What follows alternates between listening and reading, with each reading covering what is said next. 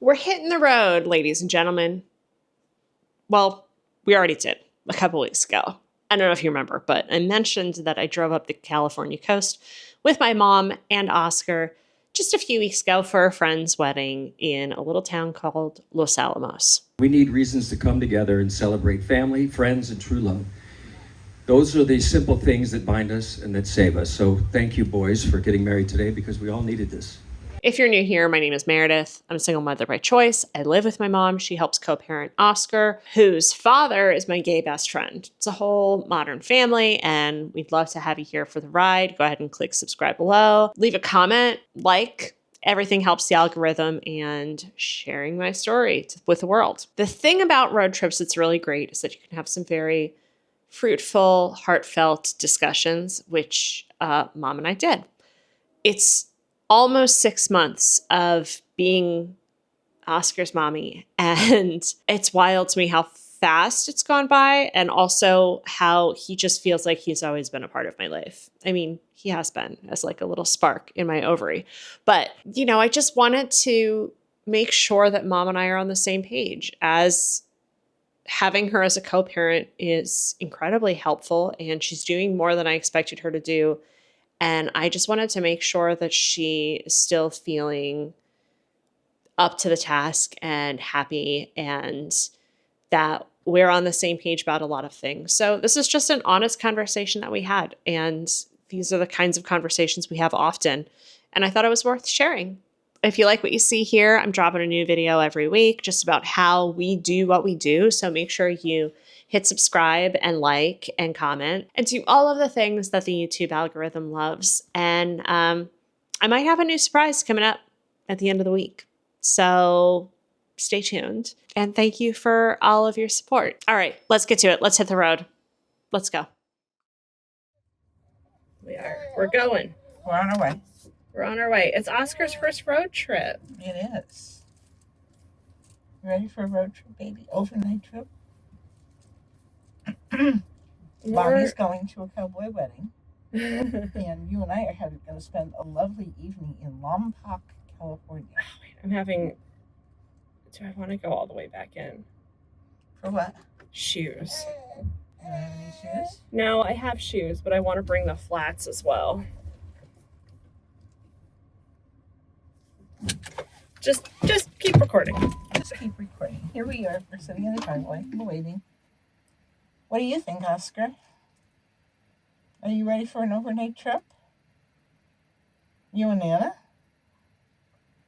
We're going to have a high old time in the hotel. Who knows what's in Lompoc? I hope Meredith has a great time at the wedding. It's with some special friends that she's known for a long time. And I don't know what else to have to say. Oh, she's getting her glittery shoes. Here we are. Headed back again. I have ambitions of wearing those boots, but I just don't trust myself. You know? I know. Okay. Last time I wore heels was, I don't know when. I know. I don't want that time in my life to be over. You don't want that time to happen? I don't want that time in my life to be over. Like, oh, high heel time. Yeah, I would like to know that I could still have a high heel moment, you know? Yeah. But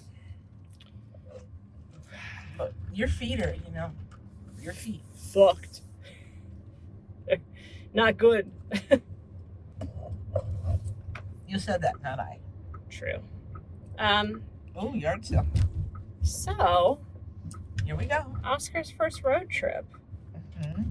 He's already been on an airplane, so it can't be that bad, right? Well, he seems happy enough. Good. He has a whole bottle. We got five food. 5 ounces. We got food. We got our Scary Times newspaper here. He's got food. We don't have food.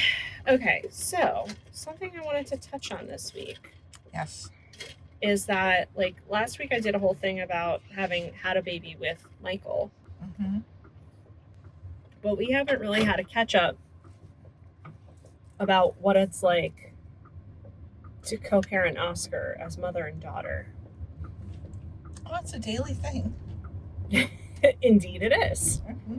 It's funny because, like, when we started this whole venture, like, I said, well, I don't want you to feel like you're more responsible for anything more than just washing onesies. Yeah, I do more than wash onesies. You do wash more. You do more than wash onesies. Do you have? How are you feeling? How are you feeling? Check in. How are you feeling? And some days it's tiring because he's getting bigger now. He's getting heavier now. He wants to move a lot. Wants to do stuff. Wants to be in one place 1 minute and another place the next, which is good because he's developing. Mm-hmm. But sometimes it's hard for me to get up with him in my hands, and I have to be careful. I hate to have to call you all the time, but it's the safe thing to do. So right, yeah, it's funny because I feel like, when we did that interview with Kate from Romer, we talked about how, or something I talked about, is how baby safety really feels like a moving target, right?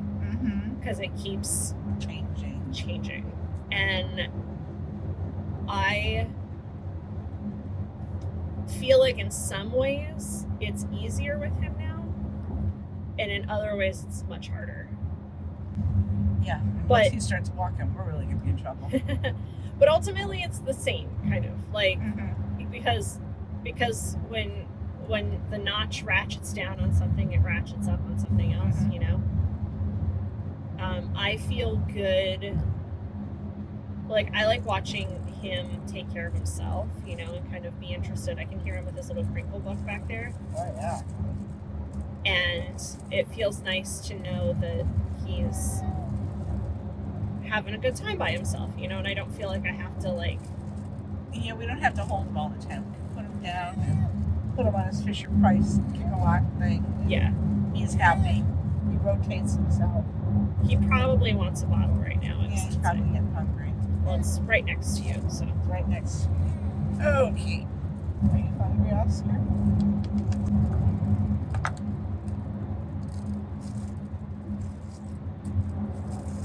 Let me get it tipped up. There you go. Yeah, baby's hungry. He eats a lot more than he used to. He does eat a lot more.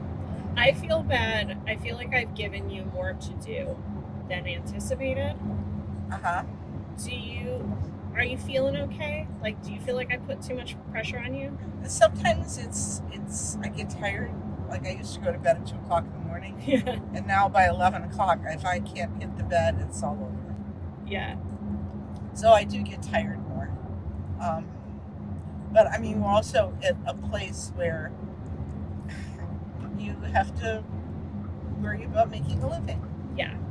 So I understand that you've got stuff to do, and I just have to hang in there with Oscar. He and I are little buddies. And like you say, now he's getting to the point now where we can put him down and he'll play, and he doesn't have to be held or occupied all the time.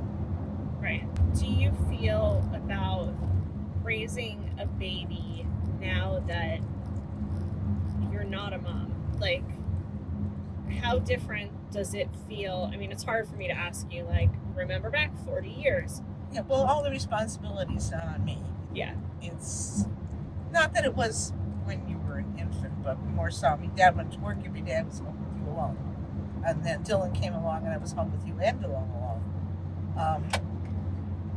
I don't have the responsibility right now. If he starts crying a lot, I can say, come get him. Right. That's the joy of being a grandparent. When the baby cries, you go back to its mother. So, I may do that more frequently as he gets to be more of a handful. But I will take care of him as much as I can. It's funny, though, because I almost feel like I could say the same thing of, like, oh, the pressure's not all on me. Like, I feel like the setup that we have, and with as good as we both are at taking care of him, because you're really excellent at it, and I'm really excellent at it too.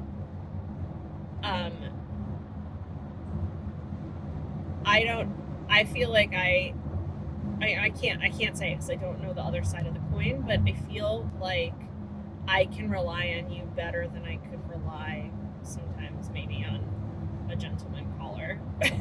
You know, a gentleman caller. Oh, okay. I feel like with two women taking care of him, like we're just really good at, or maybe it's because I'm older too, and I feel like if I was younger, I might feel more responsibility to be turned on all the time to every little need he has.